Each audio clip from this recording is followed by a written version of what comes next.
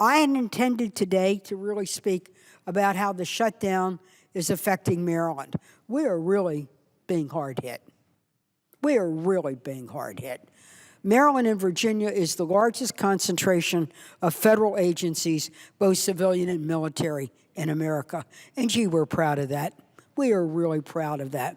We're so proud of the fact that we have the National Institutes of Health, the Food and Drug Administration, the National Institutes of Standards that works with our private sector that enables us to sell products around the world.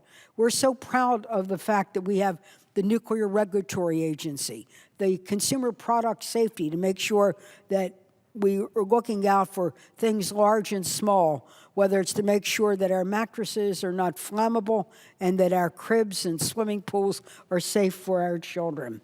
I'm proud of those agencies. And I'm sorry that my federal employees are not working. It is having a terrible impact on the Maryland economy. Both our comptroller and our governor is talking about the significant amount of lost revenue that we're having because people aren't working and they aren't buying. If you talk to small business where these agencies are located, it is just terrible. I just want to tell the presiding officer one story. The Social Security Administration. It's headquartered in Maryland, in a community called Woodlawn, a wonderful community. Vibrant, civic engagement, just great.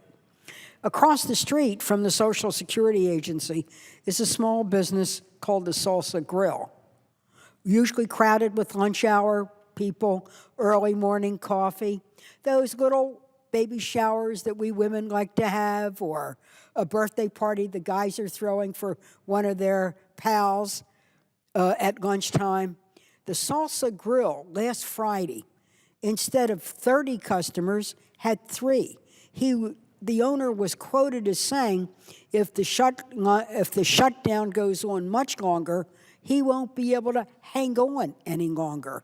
This is what makes our economy great. I talked to one of the largest automobile dealers in Maryland. The showrooms were empty in the Baltimore-Washington corridor last weekend, even though they had wonderful cars, new cars, ready to do deals. The old 2013 models they wanted to move out, empty, empty, empty. This ripples through our economy. This isn't just, oh, we're going to contain government. We are hurting ourselves. So, Mr. President, the fight about Obamacare is over. Let's say goodbye to that fight. Let's get on to the fiscal issues of the United States of America. I say here, as the chair of the Appropriations Committee, I am ready to negotiate.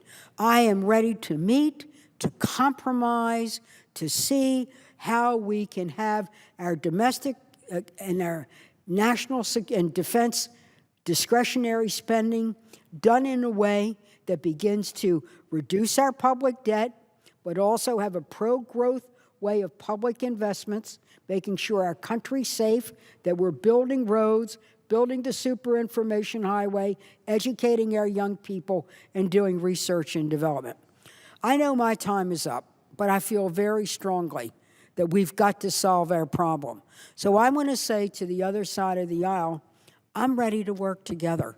And actually, because I've done it in the past, we actually like doing it.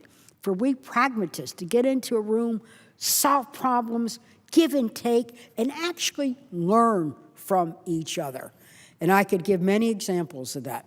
But right now, we need to set the example for the world that we are the greatest deliberative body.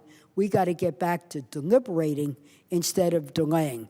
So, Mr. President, please, for the House, pass the continuing funding resolution. For the Senate, lift your objection to the Budget Committee going into conference. Let's reopen the government. Let's pay our bills, and let's sit down and negotiate the way a great nation is worthy of, and let's honor the Constitution of the United States.